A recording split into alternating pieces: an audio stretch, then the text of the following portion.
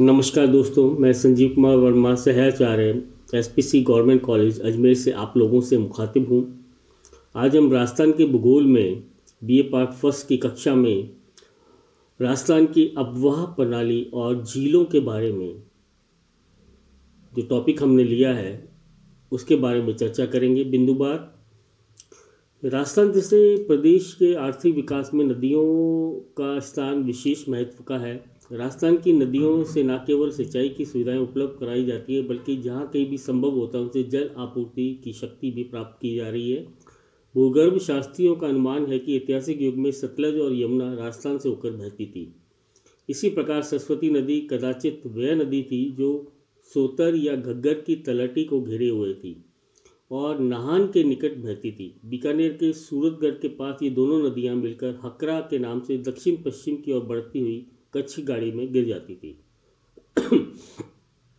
राजस्थान की नदियों का जो अववाह क्षेत्र है, चाहे वो चंबल नदी क्रम हो, माही नदी क्रम हो, लूनी नदी क्रम हो, साबरमती नदी क्रम हो, बनास नदी क्रम हो, आंतरिक प्रवाह क्रम हो और यमुना गंगा नदी क्रम हो, इन सबको मिलाकर 5,20,289.82 वर्ग किलोमीटर क्षेत्र में फैला हुआ है। राजस्थान की अफवाह प्रणाली की मुख्य विशेषता यह है कि राज्य के लगभग 60.2% क्षेत्र में आंतरिक प्रवाह प्रणाली पाई जाती है।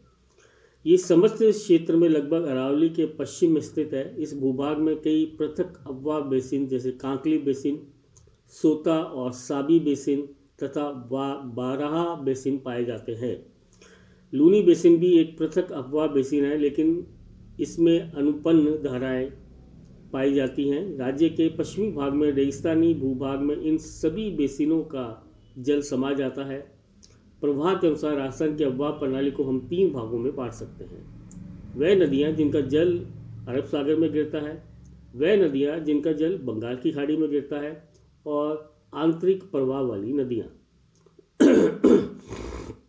हम पहले चर्चा करेंगे अरब सागर की ओर जल ले जाने वाली नदियों के बारे में। इसमें पहली नदी है लूनी नदी।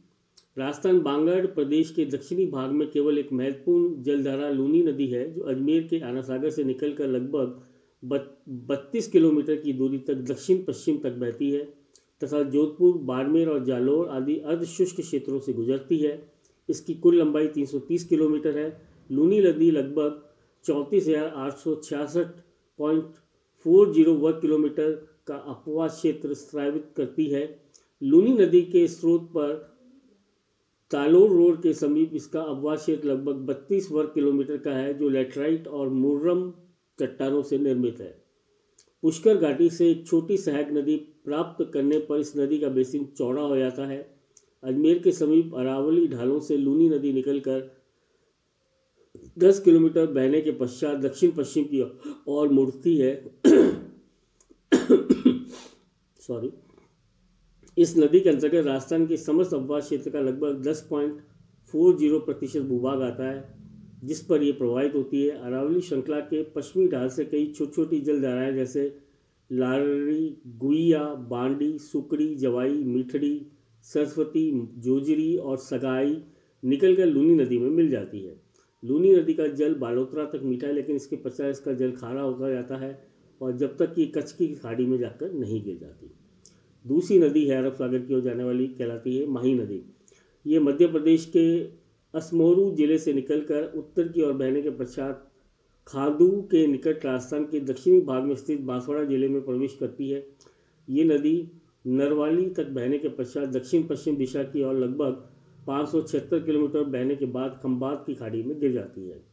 ये नदी डूंगरपुर की दक्षिणी सीमा बनाती हुई फिर बांसवाड़ा जिले के मध्य में प्रवाहित होती है।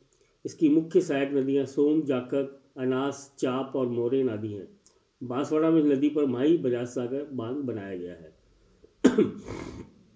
अगली नदी है सोम। इसका उद्गम स्थल उदयपुर जिले में ऋषभदेव के पास बाबलवाड़ा के जंगलों में स्थित बीछा मेरा स्थान है। ये शुरू में दक्षिण पूर्व की ओर बहती है और फिर डूंगरपुर की सीमा के साथ पूर्व में बहते हुए बेनेश्वर स्थान पर माही नदी में मिल जाती है। इसकी सहायक नदियां सोकम, गोमती और सारनी आदि हैं। अगली नदी है जोखम। ये नदी छोटी सादड़ी के निकट से निकलती है।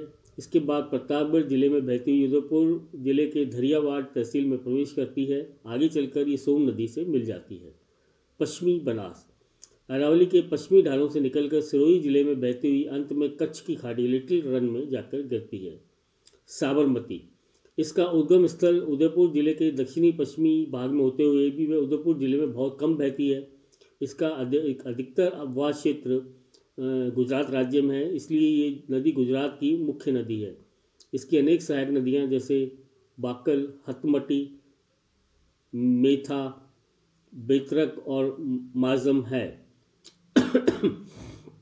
ये सभी सहायक नदियाँ उदयपुर और डूंगरपुर से निकलती हैं, लेकिन इसका अपवास क्षेत्र राजस्थान राज्य में बहुत कम है।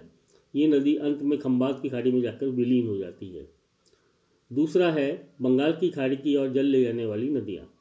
राजस्थान के पूर्वी एवं दक्षिणी पूर्वी भागों में वर्षा का औसत 80 सेंटीमीटर से भी अधिक है। राज्य के इस भूभाग में महत्वपूर्ण नदियाँ प्रवाहित होती है, जिनमें चंबल नदी क्रम महत्वपूर्ण है। सहायक नदियों में बनास, काली सिंध और पार्वती आदि मुख्य हैं। पहला है चंबल नदी। चंबल नदी का प्राचीन नाम चर्मवती है। इसको कामधेनु नदी भी कहा जाता है। ये महू के दक्षिण में मानसूर के समीप जनापा पहाड़ी 616 मीटर ऊंची है के विंध्यन कगारों के उत्तरी पार्श्व से निकलती है। ये लगभग 325 किलोमीटर की दूरी तक लंबे सकड़े और तीव्र गत्र से होकर निकलती है। अपने स्रोत से 884 मीटर की ऊंचाई से 50 मीटर की ऊंचाई तक 84 गढ़ के समीप गिरती है, जहां ये 84 गढ़ से कोटा तक पुनः एक गॉर्ज में लगभग 113 किलोमीटर की दूरी तक बहने के पश्चात ये 84 गढ़ के ऐतिहासिक गढ़ के समीप एक गॉर्ज को पार कर राजस्थान में प्रवेश करती है। इस स्थान पर नदी का तल 300 मीटर चौड़ा होता है।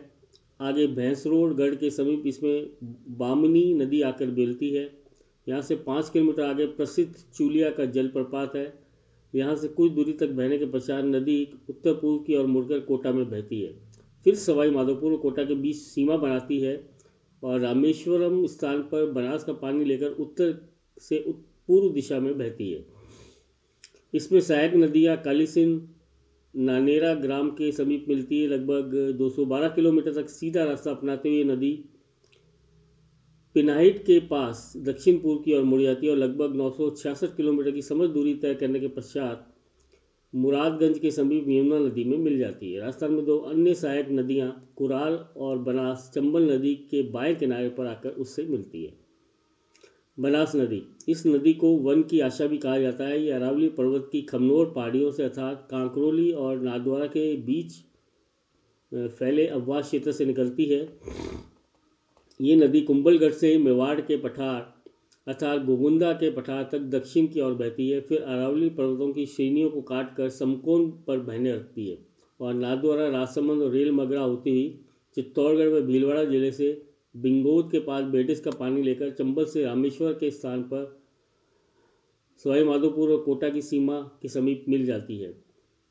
इसकी लंबाई 480 किलोमीटर है। इसकी मुख्य सहायक नदियाँ बेडस, कोठारी, खारी, मेनाल, बांडी, मानसी, धुंध और मोरेल है। बिंगोद और मांडलगढ़ के मध्य बनास, बेडस और मेनाल नदियों का संगम स्थल है, जिसे त्रिवेणी कहा जाता है। बेडिस नदी, ये नदी बनास नदी की सहायक नदी है। इसका उद्गम स्थल गोगुंदा की पहाड़ियों में स्थित है। पहले आयड नदी के नाम से पुकारी जाती थी, लेकिन उदय सागर झील से निकलने के पश्चात इसको बेडिस नदी कहते हैं।